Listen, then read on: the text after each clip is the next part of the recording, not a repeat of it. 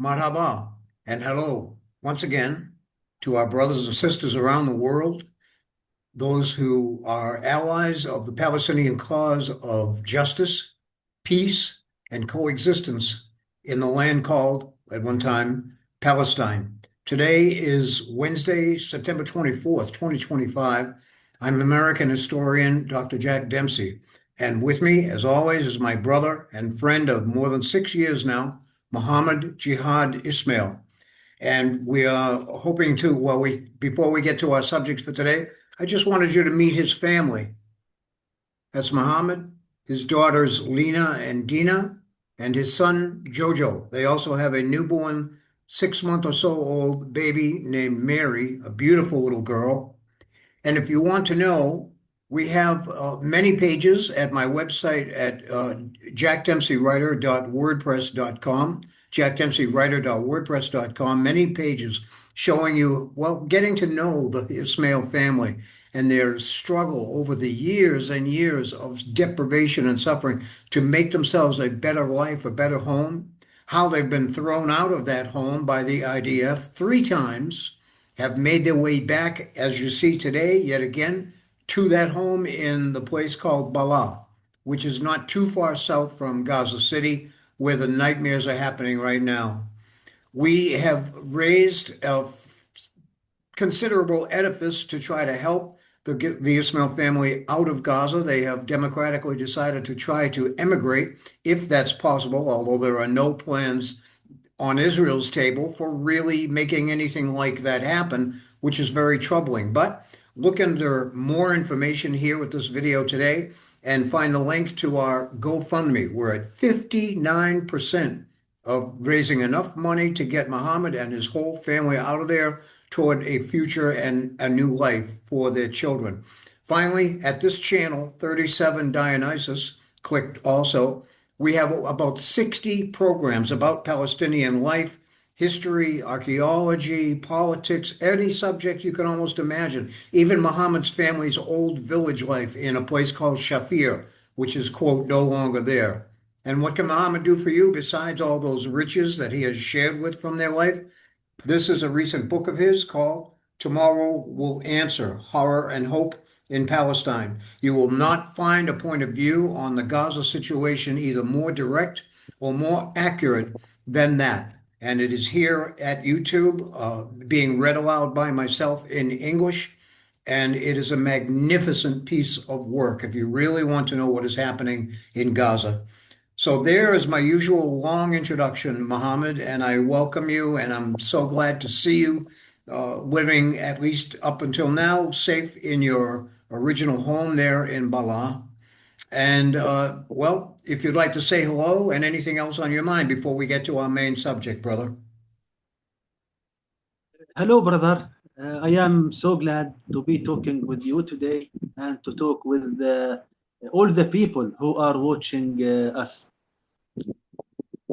Well, I'm amazed, Mohammed, that we're able to get a Zoom signal that seems to be sustaining a program because things are so bad there in Balah and in Gaza in general that nobody on the outside can even imagine. So that we hope in our humble, non-technical, non-glitzy way is a service we can bring to talk with you directly in the streets, as it were, of Balah and of Gaza, and to find out from directly from a Palestinian, an educated historian Palestinian, what is happening there, how it feels, what it's like day to day, and what the future prospects are. So I just hope that despite our lack of fancy studio journalism style and production values, that we can bring some truth to the discussion about what you're going through, Muhammad. Now, just one more sentence. Today we were going to talk, brother, about the conditions there in Balah. Everybody, or many people anyway, have seen tens of thousands of Palestinian people leaving Gaza City and the northern area of Gaza, coming south directly along the beside the beach highway, carrying everything they own in their hands, in a mule-drawn cart, in a car or a truck that's using its last drops of saved up gasoline to get out of there and to head south as they've been commanded by the IDF. This journey takes them right through your community of Balah, brother. And so what is the status of all these refugees who are pitching tents? You and your best friend Taufik were helping people, older people, to pitch their tents there in Balah to give them shelter and assistance, which does not and never has surprised me. But what is it like? There must be simply tens and tens of thousands of people that you don't normally encounter. What's it like, brother? Yeah, actually, we have hundreds of thousands of people are evacuating Gaza City. They are heading south, going to so many areas, going to the middle camps, Nuseirat, Burej, Maghazi camps, and going to Balah, which is my town, and going to the western section, to the western part of Khan Yunis. It is an area called Mawasi. So we have so many destinations for those crowds of people. But the best destination is Balah. Balah is a very, very pleasant area.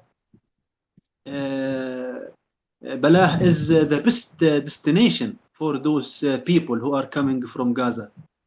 And when you say a pleasant, I can, when you say a yeah, pleasant area, Mohammed, Balah itself has been bombed and destroyed, just like the rest of Palestine, but there are a few almost infrastructure-like structures there that people are finding it a relatively attractive place. But it's also very, very much destroyed. That's been the case for 5 or 6 years at least.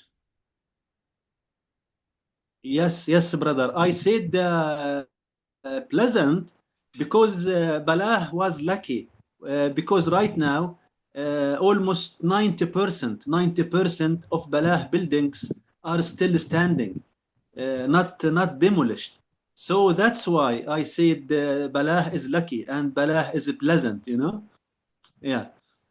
Yeah, because Balah was less affected by the destruction which happened to the infrastructure and buildings in Gaza Strip. And brother, I hope people will take a moment to imagine the magnitude of what you're saying, because your lives have been nothing but deprivation, danger, hardship, shortages of food, water, medicine, electricity, every possible kind of civilized convenience has been taken away from you one by one or altogether. And yet your spirit continues to rise up from this and to say, we are not going away. We are going to survive. We are going to cooperate and help each other. Tell us more about, well, what's it like to walk down the main street of your house, Mohammed? Are there tens of thousands of new camps, new tents being put up there? And what are people doing? Yeah. If you look through my window, you will watch thousands of tents are being built in my surrounding. It is a very, very horrible scene. It reminds me with the Palestinian Nakba, the Palestinian catastrophe of 1948. We had the same scene, the same landscape. I watched it in the white and the black photographs of Nakba. You know, we have the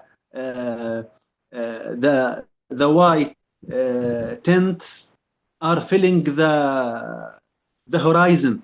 You know, we have now the same scene. The same scene is being repeated, unfortunately. So I think now we have another Nakba. It is the Nakba of 2025. I believe it is more harsh and more cruel than the original Nakba of 1948. And Let me tell brother, you that, yeah, well, your analogy there is more than an analogy. In other words, this is a direct continuity. I think it's 3 out of every 4 people living in Gaza in your lifetime are refugees from somewhere else. just like your exactly. family. So it's Yeah, truly and literally repeating this catastrophic history. yeah, exactly, exactly. Gaza people are living the life of the nomads. You know the nomads who Nomads, doesn't yes. settle.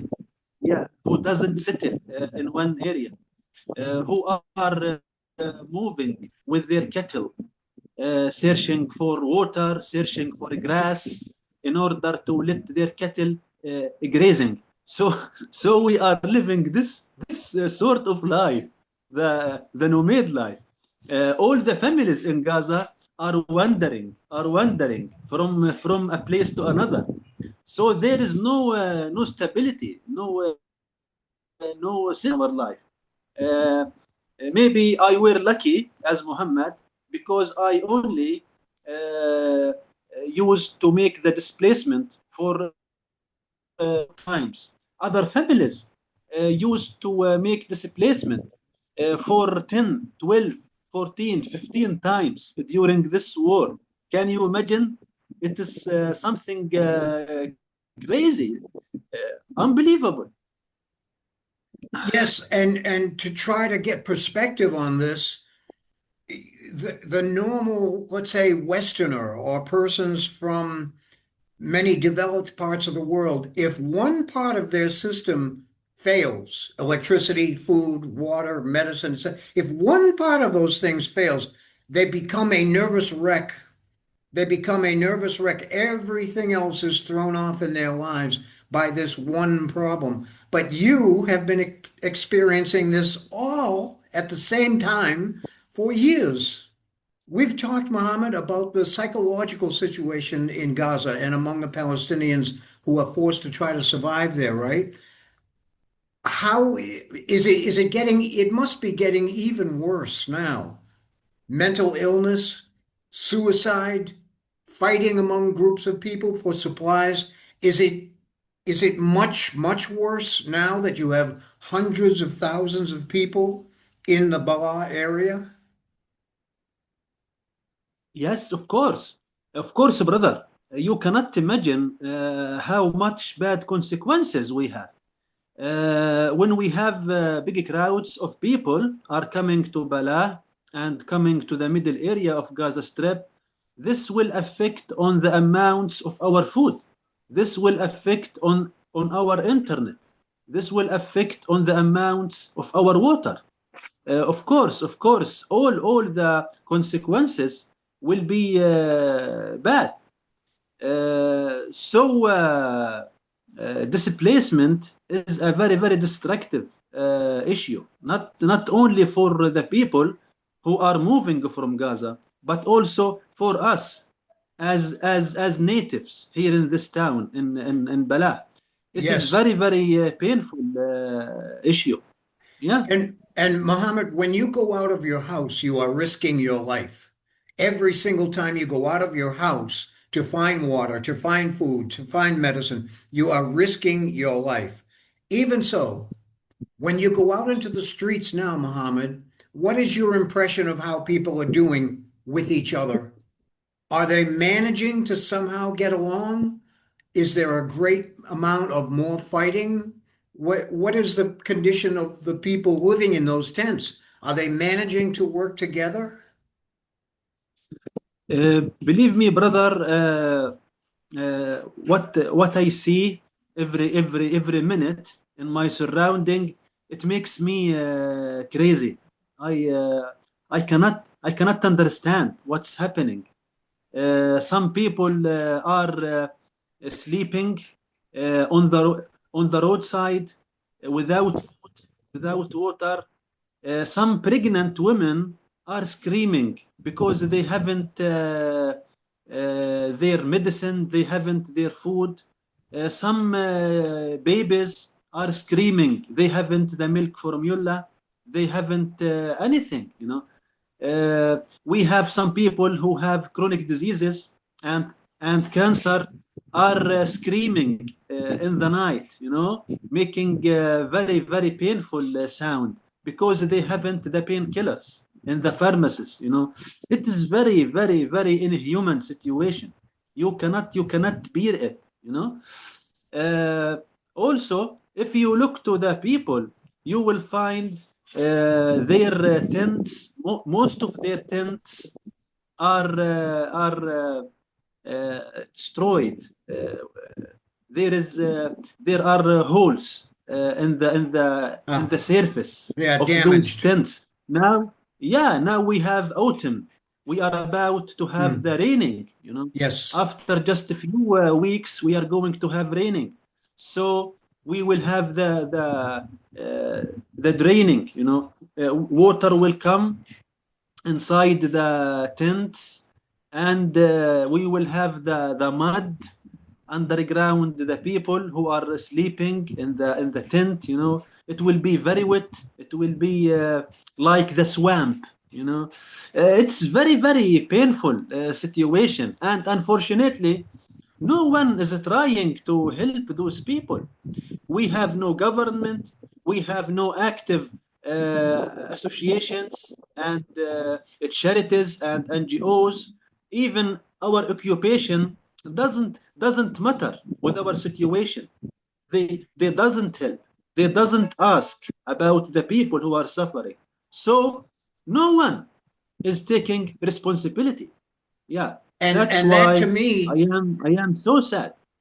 and that to me, Mohammed, is the very importance of what you are doing there in your hideout, your little safe spot or seemingly safe spot, to tell us the truth about how bad this is.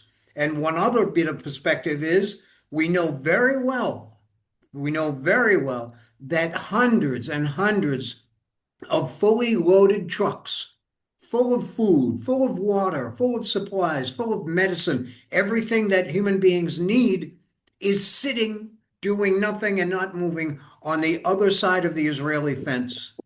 Everything people need is not being allowed to reach them.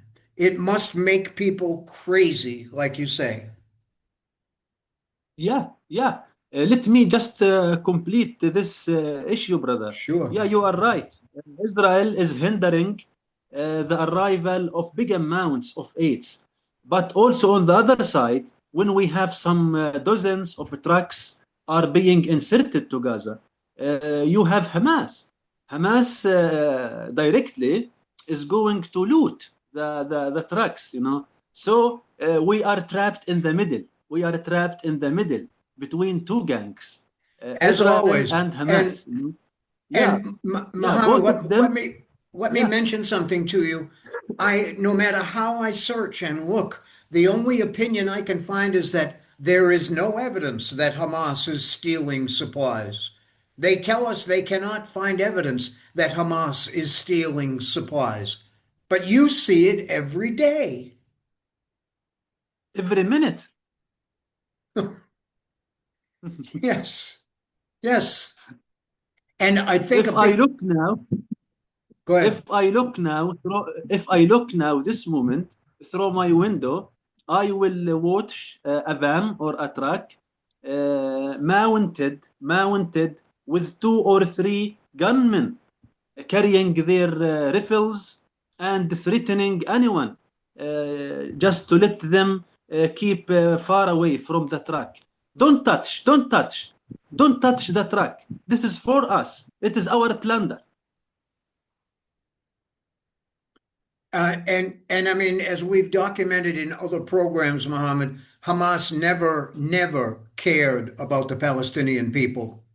They took over power 23 years ago, I think, and they have never looked back in stealing, in oppressing their own people, in silencing all points of view except theirs, doing terrible, brutal things to the Palestinian people themselves.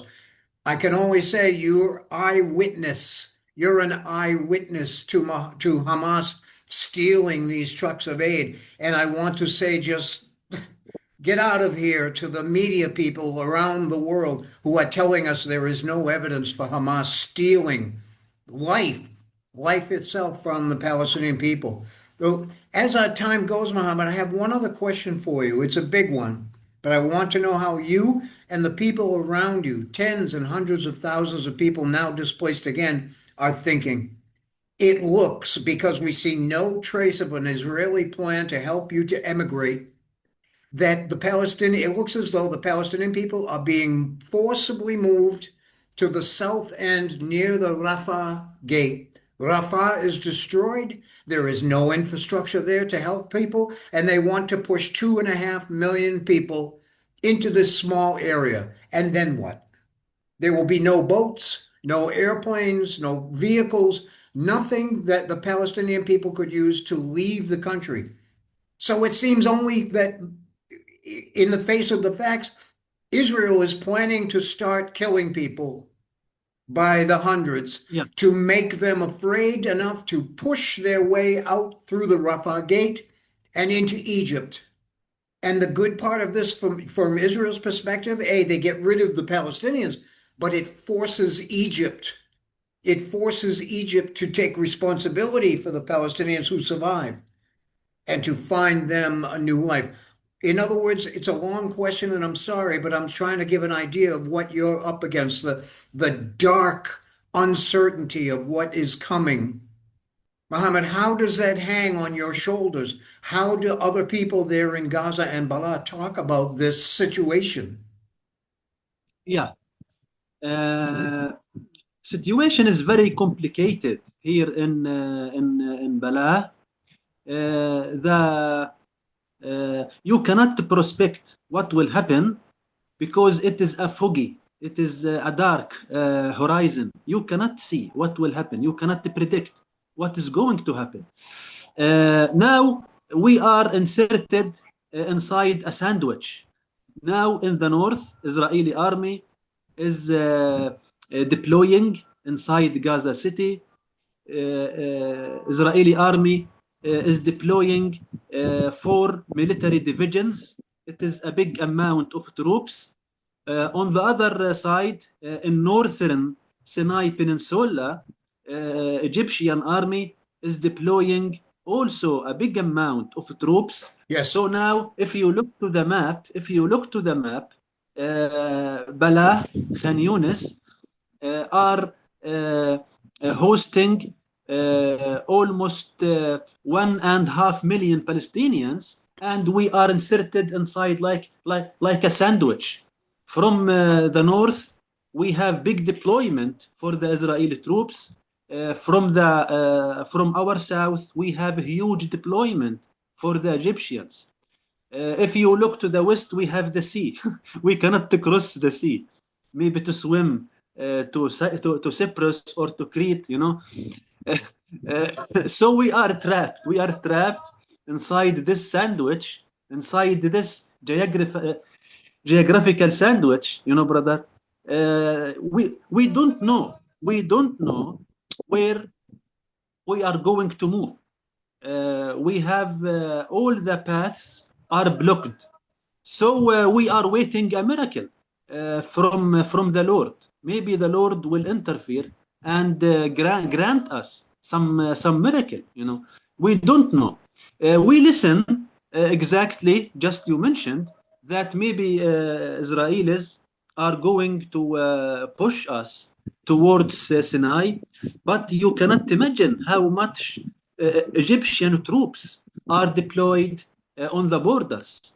I think it will not be easy to be pushed towards Sinai. We have big amounts, a lot of Egyptian tanks, Egyptian military vehicles. You know, it will not be easy. So we don't know what will happen. We don't know. We cannot predict what's going to happen. Now we are waiting one thing. Now we have a crucial battle is going to start in Gaza City. As I told you, Israeli army has deployed 4 divisions, armored and infantry and paratroopers divisions. You know, now we are waiting this battle to take place. I think this. I think the result of this battle will decide our fate. Will decide even what will happen in this war. So all the people now are listening to their radios, are watching internet, following up the news in Gaza City, and waiting to happen, waiting to observe what will happen in Gaza City.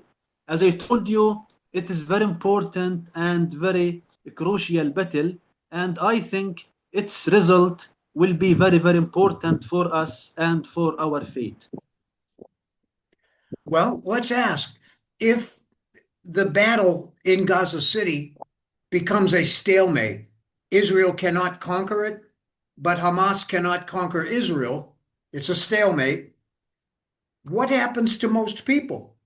Are they going to stay in the ruins of Gaza and try to go on living as they have been living? Or are they going to try to make some escape? What in the world could happen after that battle? I mean, I'm thinking that that battle will decide in a way nothing. Nothing will change after that battle. Hamas will not leave. IDF, Israel cannot conquer. Stalemate. Again, what could possibly Yeah. be different, Muhammad, after that? Yes, yes, yes, yes, brother. Yeah. Uh, we don't know what will happen. We don't actually what happened. Israelis are believing that the Battle of Gaza, the destruction of Gaza, maybe it will achieve the collapse of Hamas, the total defeat of Hamas, because Gaza City, according to them, is the head of the snake. When you beat the head of the snake, all the body will die. You know, so they believe in this issue. Gaza City is the most important. It is the capital of Hamas. If we destroy it, like Rafah, like Jabalia, like Beit Hanun, like Khan Yunis, we will defeat Hamas totally. So that's why we are waiting. We are curious to see the results of Gaza battle. Hmm. Well, Muhammad, I want to thank you for educating us, as always, what is happening with you. Is there anything you'd like to add today to our program? Yes, brother, I want to say that Gaza now is almost uh, empty. We have only the minority of people are remaining in Gaza. The majority have displaced and moved out of the city. We are going to have a repeated scenario from Gaza battle, which took place in 1917, when the Britons used to destroy Gaza in the First World War. Gaza was controlled by the Ottomans, and the British army came through Egypt and through Sinai Peninsula, and they used to conquer Gaza City. The same thing has happened in 1917. All the people of Gaza, almost all of them, used to evacuate towards Beersheba, Hebron, Yes. West Bank, other Palestinian cities, and the Britons used used to destroy and to collapse the entire city of Gaza. You know, so now history is repeating itself. Now after like 105 years or 108 years, history is repeating itself, but this time Gaza will not be destroyed by Britons. It will be destroyed by the Israelis. All the people And will be evacuated out of the city, and all the buildings will be destroyed. You know, so and it the is only it is a repeated scenario. We have yes, always to and link. and the We and the have always only to link. Yeah. and the only place that Palestinians can evacuate to is Rafah. where the Israelis have Yeah, told them to go, and a terrible scenario awaits them. Mohammed, thank you yeah, again so yeah. much for making the world of journalism look like amateurs, except for the Palestinian people's own journalists, and telling us what is really happening there in Balah as Gaza City is evacuated and as the war darkens down even more. We love you, brother. We think about you all the time. We hope people will look under more information here to find ways that they can directly help you. They can directly help you. That's the truth. So please look, ladies and gentlemen. Mohammed, brother, we love you and thank you. And we will talk with you again soon. Thank you, brother. We love you too.